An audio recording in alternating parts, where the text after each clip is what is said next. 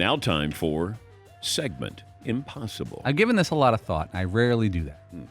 So I was thinking about Tom Brady and the family and retiring. Remember when Peyton Manning retired? He was playing poorly, and they won the Super Bowl. That's easy to get out. Right. He was smart. Tom, and I were talking. Tom's playing very well, and they didn't make the Super Bowl, which is a reason to come back. Here's exactly what Tom Brady's going to do. Before the draft, I would say sometime in, well after the Super Bowl, but well before the draft in late April, he's going to announce that this is his last season. He is going to come back, and he's going to announce this last season. It'll be a declaration. There'll be no wiggle room. He's going to tell everybody that my family and I have decided this will be my last season with the Buccaneers, my last season of football, unequivocal, and it'll be a walk-off tour that he can monetize. He could do all the stuff that he wants to do. He could do another season of Man in the Arena with episodes and so forth. But I think he will announce before the draft that it is his last season in football in Tampa. That is Segment Impossible. Does anybody disagree with that? Yeah, I do. I think once you start talking as much as he's spoken about it, where there was smoke, there was fire this weekend. It just felt like there was a little bit of a groundswell there. And I go back to that October 26th podcast that I did with Tom Brady and Jim Gray, and I did ask him about, his family. And you could tell where, and I followed up with Jim Gray afterwards. I said, it felt like Tom was getting a little emotional there, or I caught him off guard a little bit. And because once you start talking about your family and what you miss out on, he's got a son who is going into high school. Now, that's the son with Bridget Moynihan who lives in New York. You just start taking inventory. And you go, Tom is never going to be sort of 3/4 in as a quarterback for Tampa Bay. I think he wants to know if they're going to be good, who's staying, who's not. Are they able to spend any money? And I think that could play a large role. What else is left for him to do? Nothing. Now, unless he just wants to prove that, hey, I said I was going to play till I'm 45, and everybody said, no, you're not. I want to prove, is he going to play because he wants to prove that he could play till he's 45? But I get the feeling that there's got to be some pushback in the house.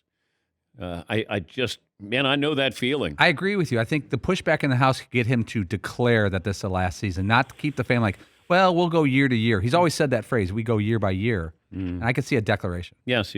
It's got to be difficult because he played so well this year. Yes. Right? How do you walk away from that? You have just a couple plays away from advancing in the playoffs, and you're playing at a really high level. And when he was talking yesterday on his podcast, though, he kept saying, what's next? Well, I'll figure out what's next. And that just sounds like funny wording to me. It wasn't about, well, I'll see if I have one more year, or I'll figure out if I'll be back again or something like that. Well, I'll figure out what's next for me. Feels like what's next is the next chapter in your life, not a football chapter. Just my take from, 1,000 miles away. But I got that feeling that you kind of workshop it. Like he's talking about it while he's trying to process it, it feels like. It's not one of those where, hey, I'm going to go to Costa Rica with my family and hang out for, a month, and then I'm going to have some clarity here. It feels like he's talking about it in real time. That's what I found really interesting here. Here is Tom talking about what his family deserves. Football is extremely important in my life, and it means a lot to me. And I care a lot about what we're trying to accomplish as a team. And I care a lot about my teammates. And the biggest difference now that I'm older is I have kids now too, and I care about them a lot as well. They've been my biggest supporters. My wife is my biggest supporter. It pains her to see me get hit out there.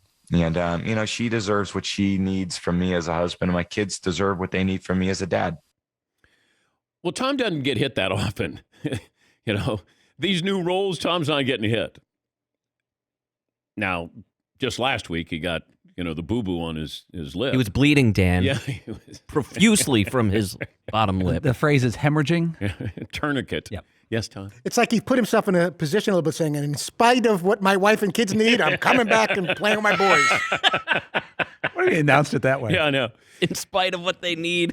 I like how he says, I love my teammates, and he started, doing that, and I love my kids, and like it should have been in reverse order. It's like I love my teammates, and I love my kids too, and my wife.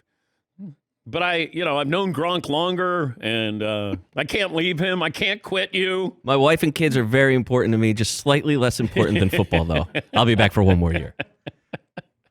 Let's go!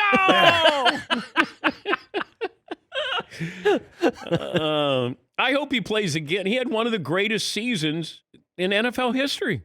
When you think about the yardage that he threw for, he almost threw his age in touchdowns. I mean, that's impressive when you get up there to 44. And Bruce Arians, the head coach of the Buccaneers, said, this is not a rebuild, it's a reload. I get that. But are you going to be good enough that Brady's going to go, I got another chance to win a Super Bowl? Because if you don't, then there's no reason to come back.